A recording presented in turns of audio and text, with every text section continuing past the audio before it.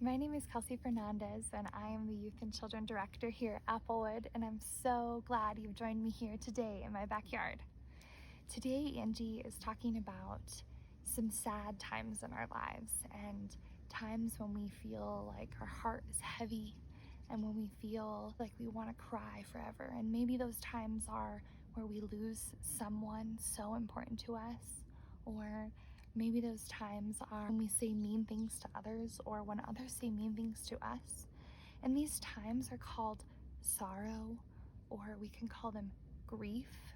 Maybe you've lost somebody and you're grieving their loss. We want to remember that God is with us, but most importantly, God experienced these same exact things just like you and me. And today we're going to talk about that. We are going to have a representation of us and a representation of Jesus. And these two representations are a way to show us that Jesus came down onto earth and Jesus is God's son. And so God experienced everything that Jesus experienced and felt the sorrow and grief and the happiness and joy that Jesus experienced. So today we're going to look at that. So here is us, our representation of us and our representation of Jesus. And Jesus was on earth and he made lots and lots of friends, but there was also a lot of people who thought he was not very good and they didn't agree with him, and they thought that maybe the things that he thought were not great. So they maybe said mean things about the way he thought and the ideas he had. And there's also times where I know we've been, maybe somebody made fun of the way we liked to play, maybe the ideas we had, and it really hurt and it made us feel so sad, and maybe it made us lose a friend. And when these things happened, our hearts started to hurt a little bit, and Jesus's heart hurt a little bit too. And you know, people were actually so mean to Jesus. They hurt him and they hit him and they beat him up because of the things that he did and because of the ways that he thought that they thought were so wrong, but we know were so right because he loved everybody. And I know there's been times where maybe we've gotten hurt, maybe somebody hurt us. And there were times when Jesus's friends died. And I know there's been times where we've lost people and our hearts feel so broken.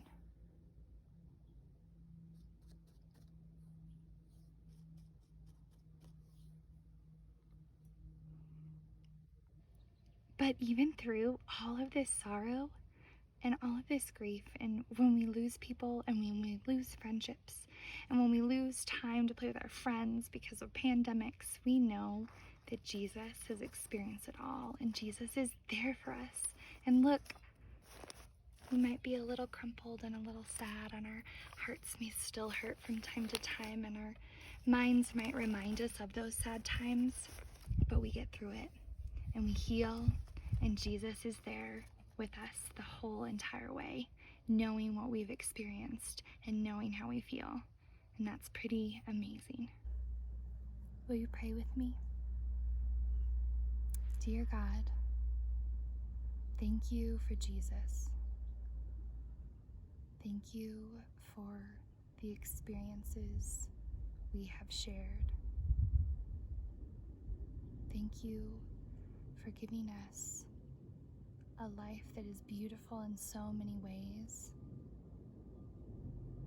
Thank you for being there when life isn't beautiful, when life is sad, when we want to cry. Thank you for being there and helping us know that you know, and that you will be there to lift us up and let the sun shine again and let our hearts sing again.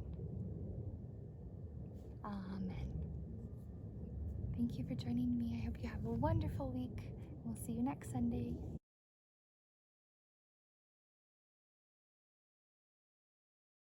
2 Corinthians 4, verses 8 through 10 from the New Revised Standard Version of the Bible.